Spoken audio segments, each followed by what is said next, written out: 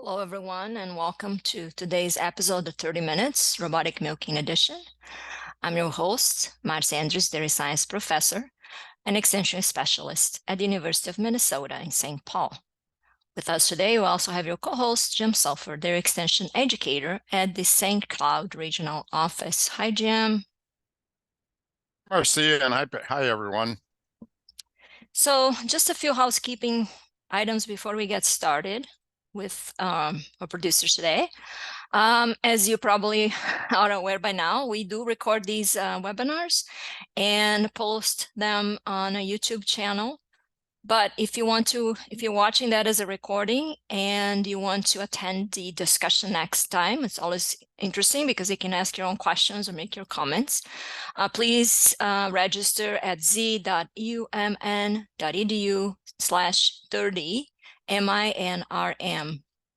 And this will give you then access to your unique Zoom link to attend the webinars, and you get an automatic reminder that the webinar is happening in a month or in a week. So today, again, we'll be using the Q&A box for your questions and comments. So please do not use the chat box. And Jim or I will read your question or comment on your behalf for their producer to answer today.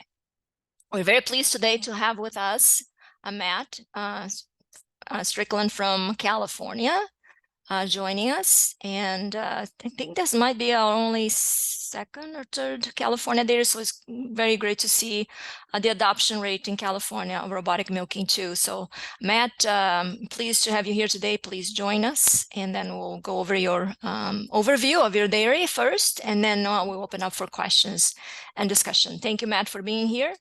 I'll turn my video off and my mic, and then we'll... Is it good? Good to go?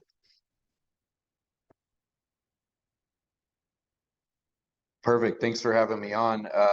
My name is Matt Strickland. I'm from Double Creek Dairy in Merced, California. My wife and I and my family, we're milking about 2,000 Holsteins here. We do 1,500 on our conventional dairy where we got a double 22 herringbone parlor. And then the other 500 we milk on 8 DeLaval VMS robots. I didn't really have a good overview of or aerial view of the dairy. So that big barn there in the middle is the robot dairy. And the cows are housed in there, 500 head. The smaller barns on the left are the free stalls for the conventional dairy. And I'm actually on top of the roof of our conventional milking barn there. Good. So this is the other side of that, the big freestall barn. We have a separate milk house that just receives the milk from the robots. We built that because we thought we might want to segregate some milk at some point for anything special and maybe get more money for our milk. Currently, everything being milked in the robots is A2A2. We're not selling that milk as A2A2 yet. We're hoping to get some sales from that in the future. But as of right now, we're just getting regular price for our milk off of there. But again, even if A2A2 is not something we can make money off of, but there's an opportunity to do something different and we can segregate out those cows and milk them in this barn, that's our plans. On top of our freestall barn, we're doing a project with UC Merced, local university, on solar water heating. We put those on to hopefully reduce the cost of our propane usage on the robot dairy. The timing was just right. They approached me about doing it on our conventional dairy, and we were building this brand new barn. So we ended up teaming up with them, and they put those up there. We're coming to the end of that trial. So far, it is saving us some, but I'm not quite sure it's saving us enough to buy a system like that. So we're still in the works of finishing that out, but that's where it sits as of today. This is inside our robot room. Again, we have eight DeLaval VMS. We're a fully guided flow system. We're doing about 62 cows per robot right now, going through that barn. Oh, on that side, yeah, we'll talk about that. We have an outside storage for our chemicals. We try to keep our robot room clean, so we keep our bulk chemicals for the wash and everything and our dips out in the milk house, and it's pumped underground, and then comes up into smaller barrels in the robot room, and that just produces less clutter in the robot room. And this is a picture of our bulk storage out on in the milk house there. This is our tank room. We have two 6,700 gallon tanks, so it gives us about 48 hours of storage, maybe a little bit more. We're not quite producing a load. That's kind of our goal, is to get to a full load a day. Right now we do about 6 loads a week, so we're almost there. We use a PLC to control pretty much most of our system. So it swaps tanks automatically and everything like that. We don't have to go in and swap tanks and be there on time. The PLC can do more. It runs our flush, it runs our vacuums and all stuff like that. We don't have our fans set up on there. We could, but we have our fans set up on their own system. This is a look at our holding pen. Again, it's a guided flow system. They enter through a sort gate, they come into this holding pen, go to the robots, and they exit through an exit gate. We do have sort pens attached to that. So we sort cows that we need for shots or for breedings or anything like that. We also use the sort pens for training fresh cows. This is a look. I'm on top of the robot room looking out over the free stalls. We do use the flex stalls. I just wanted to try them. I thought it would be a good something to try. You know, I wasn't ready to go, put 1,000 cows in them, so it was just one barn to try. I'm not really, they're not great enough that I would go and rip out the rest of my free stalls and put them in, but I don't really have many complaints about them. But yeah, so they work, but they're not really anything that I would go out and quick and replace everything. Yeah, I think that's all on this slide. Oh yeah, we bed with separated solids. We spend all summer, we dry them out in our dry stock pens. So they're just solar dried. We're not really turning them or anything. We just spread them out, and we'll run over with a harrow a little bit just to get the stuff underneath. But we don't, we're not doing them in a windrow or anything like that. Then we pick it up and we put it in a storage pile, and we pull out of that for the rest of the year. This is a picture. It shows the sort pens. We have 5 beds in there and 15 headlocks. Like most robotic dairymen I've talked to, we wish that was a little bit bigger. There's a lot of times we're sorting, 15 to 20 cows would be on the large size, but there's a lot of times that pen's pretty full when we're handling cows. So we do our best to get to those cows quickly and release them to not disturb cow flow. We do, again, like I said, we do use those sort pens to train our fresh cows. We bring in our fresh cows day one. We put them in there, and they're in there for 2 full days, where we fetch them 3 to 4 times a day to get them trained up before we kick them out in general population.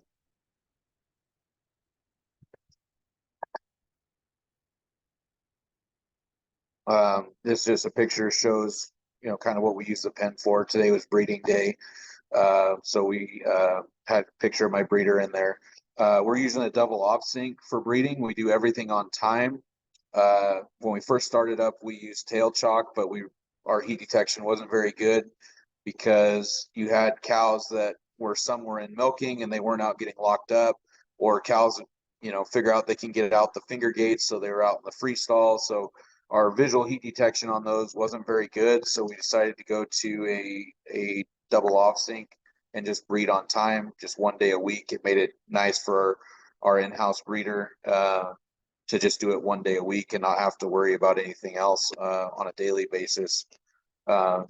We did consider an activity system, but we didn't really want to put a whole lot of new technology on our guys' plate at one time. We figured learning the robots was a big enough challenge to do. So we didn't really want to get him or really our whole crew having to learn too much. So that's something we might do in the future, but as of right now, we're just breeding everything on time. This is a picture of our feed pusher. We use a Robotic Ranger, and we've been pretty pleased with it so far. We did buy this one used, so we have had a couple issues with it of pieces or parts that needed to be replaced. But I think we've kind of got that under control now, and it's been running really good. In the beginning, I'd say, yeah, you know, when it runs great, but when it doesn't, it doesn't.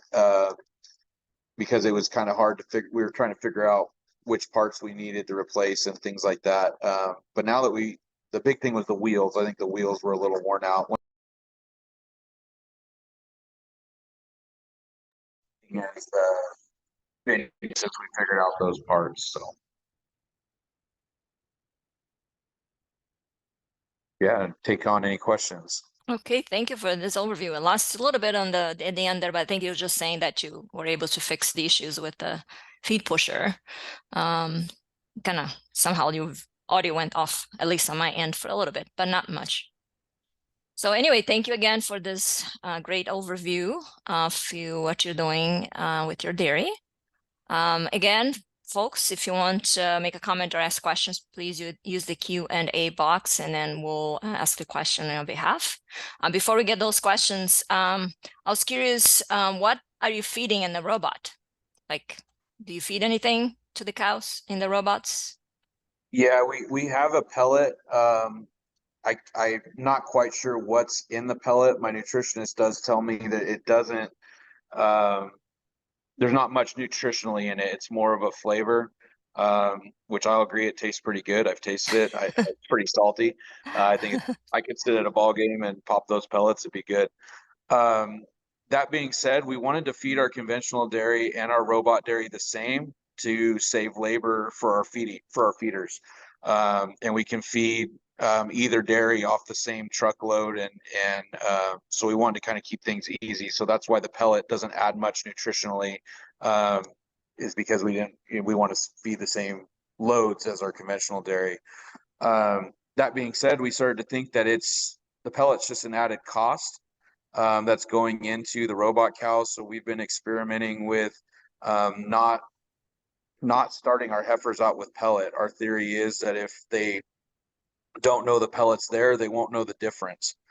We've been doing that since January, and so far our heifers are keeping up with the rest of the herd, and they're outperforming still our conventional dairy. So far we're kind of convinced it's working. So our plan is to just phase out pellet over time.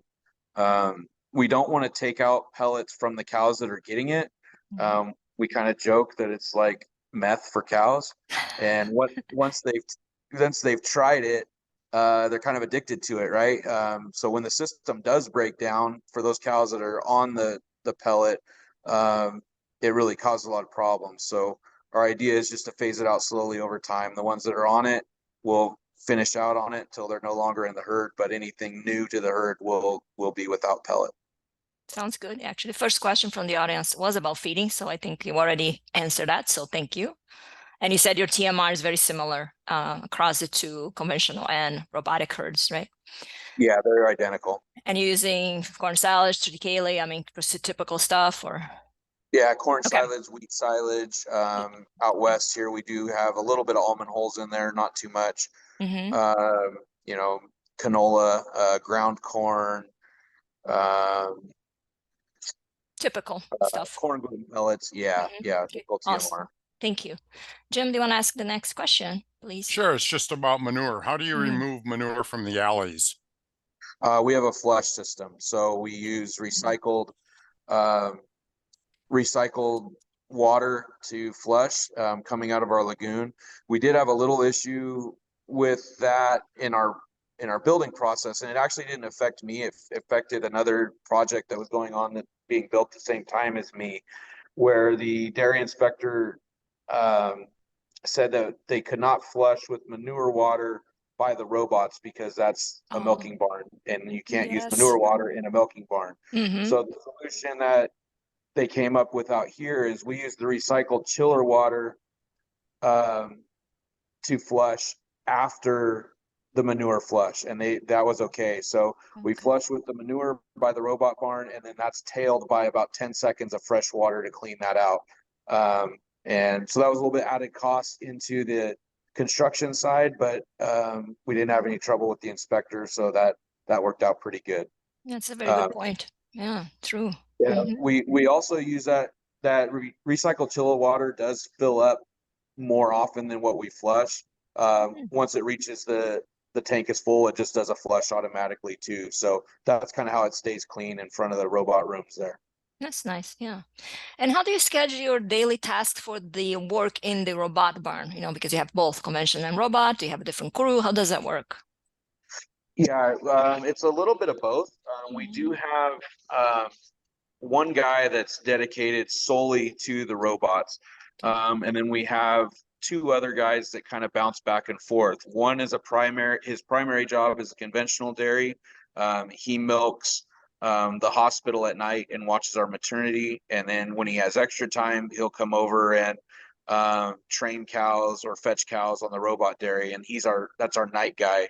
He works from 6 p.m. till 3 in the morning. Then when he goes off at 3, it's actually his son comes in, and he's the exact opposite. His primary is the robot dairy. He trains anything that trains fresh cows if his dad couldn't get to it, and does any fetching that his dad couldn't get to. But if he's kind of caught up on the robot dairy, then he'll go back and help the conventional. So in total, we have 3 guys that work on one guy that's just a relief guy for the whole dairy. He relieves everyone, and so he fills those spots also. Okay, good. Jim?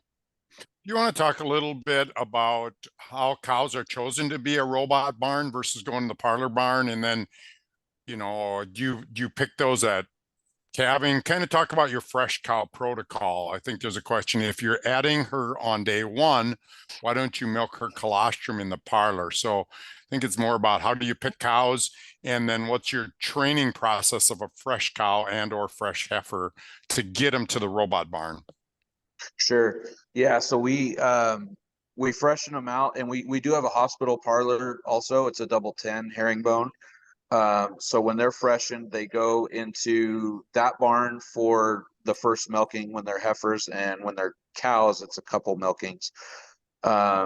So from there, we're doing the A2 thing for right now. So first thing we sort for is A2. If she's A2, we just kind of look her over, and if her udder is square, and if she's not really having any metabolic issues, or she's not sick or anything, we'll generally move her to the robot there day 1. When we first started up, we moved everything to our conventional dairy in our fresh pen there for about 25 days. But what we noticed was, especially with the heifers, we had just got them trained to milk in a conventional barn, and then 25 days later we throw her into a robot barn, and we got to retrain her, and their production really fell off, and they were having another uphill battle. So after talking to the nutritionist, he thought that our ration could support fresh cows, so we just remove them, directly day 1 or 2 from that hospital barn there into the robot barn. Like I said earlier, we utilize our sort pins for that. We house them in there for 2 full days. So for example, if they were to come in today, which is Thursday, they were moved in there in the afternoon, so she would get 1 milking there, and then 2 more full days, which would be at least 3 milkings there, so that would total 7. And then on the third day, that morning, she's moved out. So she'll get one more training there. So we try to get as much training to the robot as we can before we put them out into general population. Those sort pens are semi free flow. They go through the exit gate to get sorted there, but then they have finger gates that come directly back to the robot. So if a cow is trained good enough, or she's a returning cow, she can go milk on her own as much as she wants. Just so we make sure she gets a good start. What we do from there is we have a fresh date on their back. It's written in fluorescent pink. So when she goes out to the general population, what we do is whenever we fetch cows, we get all those fresh cows also. One thing we learned early on is we would move them to general population, and we kind of just left them alone, and we realized they didn't learn the whole system. They didn't learn the sort gates. So if they were in the commitment pen, they knew how to go in a robot, but they didn't know how to get there. So what we started doing was just fetching them every time we fetched, because the other thing we wanted them to learn was that sort gate didn't just mean milk, but it also meant feed. And that if she went through there, she could go get her meal. So that's kind of how we've kept our gate passes up, and our number of meals they're eating up. Is we're not just teaching them that gate means milk, but it primarily means feed. Getting to the feed lane. Yeah. That's important. You're right.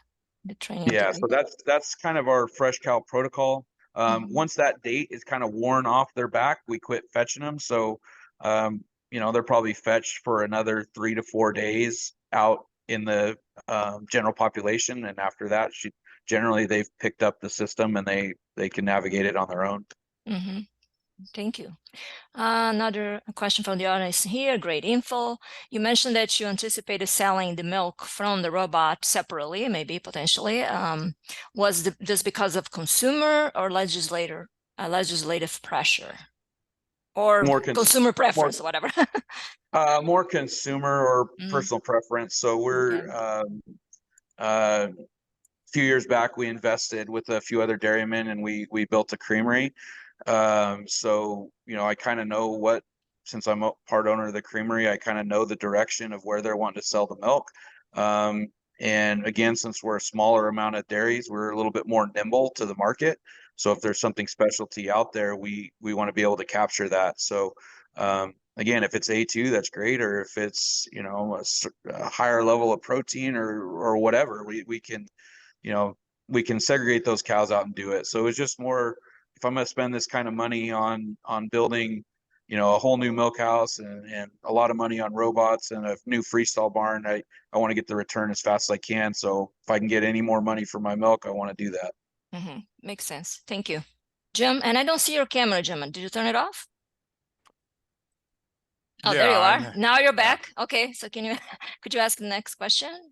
There we go. Yeah. How many visits per cow per day? So do you just want to talk a little bit about the metrics? You haven't mentioned a lot of that. So milk and metrics and how it compares to your other barn, and just kind of a general comments around that.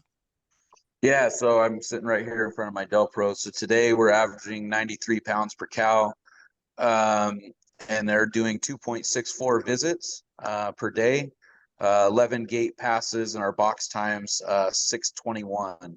Our incomplete rate is 3.29 as of today. Conventional dairy right now is doing about 91 pounds, I believe. But that's kind of an older herd also. I should probably go back and preface that we started up the robot dairy with only first and second lactation. So this herd's a little bit younger. So there are times where our conventional dairy outperforms the robot dairy, but I think a lot of that has to do with age. There's a lot more older cows on our conventional dairy. Comparing, like animals, heifers to heifers and seconds to seconds, the robot dairy tends to outperform by a few pounds. So that's kind of our general stats. Our somatics are a little bit elevated on the robot dairy right now. We're running about 260. But we've kind of had some mechanical issues with tractors and stuff with our bedding, and then our flush has recently been broke for about a week. So they're kind of elevated from that. But before that, we were typically running about 210 to 220 in there. So, and the conventional dairy, the somatics are running, I think about 240 right now. So, pretty similar. Sounds very similar. Yes. Sorry, go ahead. We are running our pre-dip on our robots right now. Okay. And again, that's just another great thing with robots, is you can customize it when and how you want. So yeah, our somatics got up. We're having a little bit more mastitis. The flushes broke. We turned on the pre-dip and we're running that right now. Typically we don't. When things are going good, we just turn it off. Okay. Thank you. Back to a little bit to labor. How do your people like the robot barn, and in preference for working in the robot barn versus the conventional barn? What do they prefer? I think it kind of depends. It's not for everybody. It's kind of a lonely job because it's only, 8 robots and 500 head. It doesn't, most of the time you're there by yourself. So in the beginning, when we first started up, I think we were only milking 300 cows in there. So we just had one guy and then myself. We're kind of watching that. And I know that guy kind of complained a lot that, oh, he always wanted someone over there to help him. And I'm going, well, you don't really need help. It's, there's not enough work for it. But so I do think they get a little lonely if they like to interact with other people. That being said, for some people that like solitude, it's great. I know for me, when I work out there, I say that's when I do my best thinking, right? If I'm fetching cows or training fresh cows, it's quiet, it's nice. I can get a lot of good thinking done while I'm out there. So it kind of depends on the person. So what we've done now that we're at capacity, is we have our guy that starts in 3 in the morning. He works till noon, and then our herdsman comes in at 8 in the morning, works till 6. So we overlap them by a few hours. So that's helped that problem. But also it's just when we have more things to get done, you got 2 people there and can get a little bit more work done, get caught up on some cleaning or moving cows in and out if we're drying or if we need to move to the hospital or anything like that. So we can just get a few more things done with 2 guys on it for a few hours. Makes sense. Jim? Jim. Yeah, can you hear me okay? Yeah, Yep. so your camera is off again. Yeah, the next 2 questions are related, so I'm going to kind of lump them together. And one is, do you have any comparisons of the heifers not on pellets versus the one you trained on pellets? And the one right after that is, what are you feeding in the robot to the heifers then, or what are you doing to entice those heifers to come in, basically? So the first question of having comparison, we don't really. I didn't really set this up as a true trial like you might get at a university.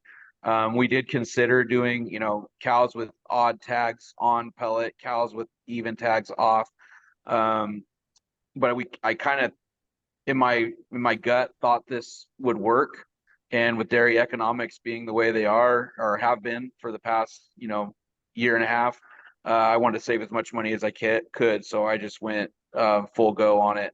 But the only comparison I had is we really didn't see a drop off in visits or anything at the time when we pulled the trigger to do it. So I don't have a true comparison per se. So as far as enticement, our enticement is the bunk itself outside of the robot. We're not enticing them to go into the robot. We're enticing them to go eat at the bunk. And the cows learn that the only way to get out there to that bunk, if they're sorted into the commitment pen, is to milk in that robot and leave. And I will say that the training on our fresh cows and how we train the cows to get in and get out has been successful. So the cows, once they milk, once they get in there, for the most part, they go to milk fairly quickly. And once they're done milking, they leave. That part's for sure. Once they're done milking, they get out. They don't hang out in there. They want to go out and get feed and water.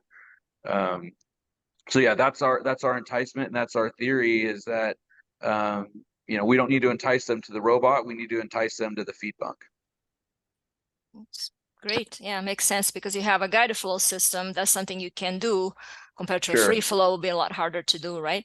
So exactly. out of time for the the 30 minutes, but we have a few questions, Matt, if you don't mind sticking around for a few more minutes after I stop recording, just to address those questions. I would appreciate it. Yeah, sure. Okay, thank you.